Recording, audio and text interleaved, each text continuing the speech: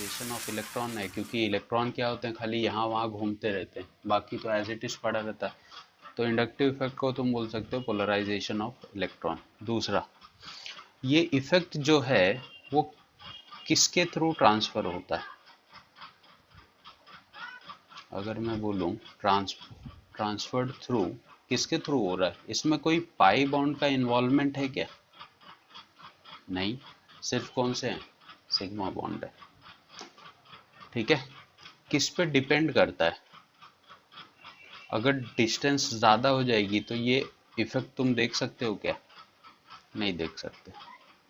तो डिस्टेंस पे भी डिपेंड करता है। दूसरा, इलेक्ट्रॉन क्या मैंने बोला कि कंप्लीटली ट्रांसफर हो जाएंगे क्या? नहीं, खाली क्या होगा, एक तुमको फोर्सेस ऑफ अट्रैक्शन दिखेगा कि इधर के थ्रू ये बढ़ रहा है। कंप्लीटली कभी भी इलेक्ट्रॉन क्लोरीन निकाल के नहीं लेके जा सकता। ठीक है, तो खाली एक फोर्स दिखेगा कि कोई इस चीज को खींच रहा है। तो ये इलेक्ट्रॉन्स जो होते हैं ना, ये पार्शियली ट्रांसफर्ड होते हैं। पार्शियली ट्रांसफर्ड समझ रहे हो ना? कुछ हद तक। जैसे हम लोग डेल्टा प्लस डेल्टा माइनस लगा रहे थे, उसका मतलब क्या होता है? Partial charge. ठीक है, हमेशा के लिए जो नहीं जाता है।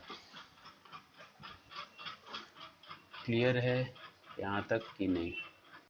तो डाउन द ग्रुप हमेशा क्या होता है कि इलेक्ट्रोनेगेटिविटी कम होती जाती है। तो सबसे ज़्यादा इलेक्ट्रोनेगेटिव अगर फ्लोरीन है, तो माइनस आई इफेक्ट भी सबसे ज़्यादा कौन शो करेगा? फ्लोरीन, फिर क्लोरीन, फिर ब्रोमीन, फिर आयोडीन। OH और SH 16 ग्रुप में ऊपर ऑक्सीजन आता है, फिर नीचे सल्फर आता है। ठीक है, तो ऑक्सीजन की इलेक्ट्रोनेगेटिविटी ज़्यादा है या सल्फर की? ऑक्सीजन की ज़्यादा होगी। तो इन दोनों में माइनस आई कौन ज़्यादा शो करेगा? ऑक्सीजन। 15 में नाइट्रोजन ऊपर आता है, फिर फॉस्फोरस आता है, मतलब दोनों में इलेक्ट्रोनेगेटिव कौन है? नाइट्रोजन। तो ये, लेकिन जब ये केस बनेगा, अब ये सेम पीरियड के हैं, ये सब कौन से पीरियड के हैं? सेकेंड पीरियड में। ऑक्सीजन भी अपने ग्रुप में पहले आता है, नाइट्रोजन भी अपने ग्रुप में पहले आता है, और फ्लोरीन भी अपने ग्रुप में पहले आता है। तब क्या करोगे? ज़्यादा इलेक्ट्रोनेगेटिव अपने को पता है ना कौन सा ग्रुप है? ग्रुप 17। तो देखो ग्रुप 17 का कौन है? तो सबसे पहले ये हो जाएगा। फिर ग्रुप 16 में कौन आता है? ऑक्सीजन। ये तो 15 का है ना, तो सेकंड पे ये आएगा और थर्ड पे ये आ जाएगा।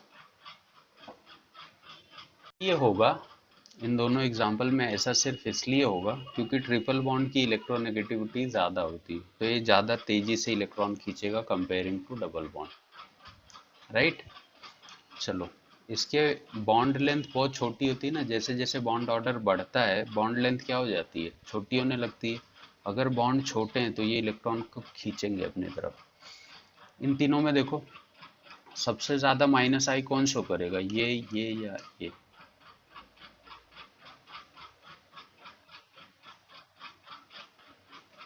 नहीं रे भाई, इधर इधर 3 Cl है भाई खींचने वाले इलेक्ट्रॉन, इधर 2 ही Cl है, इधर 1 Cl है।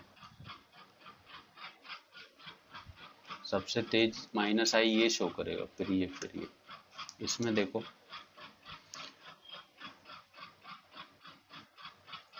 और तो पैरा पे नहीं, डिस्टेंस देखो। यहाँ से इलेक्ट्रॉन कौन जल्दी खींच सकता है? ये वाला क्लोरीन जल्दी खींचेगा, या ये वाला क्लोरीन जल्दी खींचेगा, या फिर ये वाला? पहला जितना नजदीक है उतना अच्छे से इलेक्ट्रॉन खींच सकता है ना। इसकी डिस्टेंस बढ़ गई, फिर ये ऑर्डर आएगा।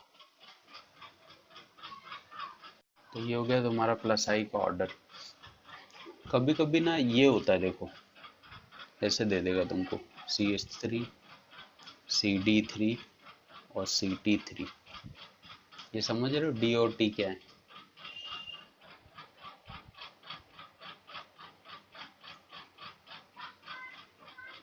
ठीक है, तो इन है तो वही, मतलब है तो ये भी हाइड्रोजन, ये भी हाइड्रोजन, ये भी हाइड्रोजन, बट इनके एटम का साइज थोड़ा सा बड़ा होता है ना, इसमें एक एक दो दो न्यूट्रॉन ज्यादा होते हैं।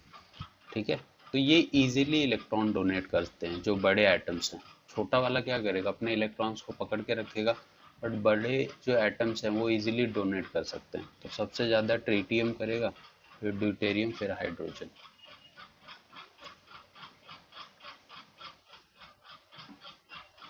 हाँ, इसकी वजह से।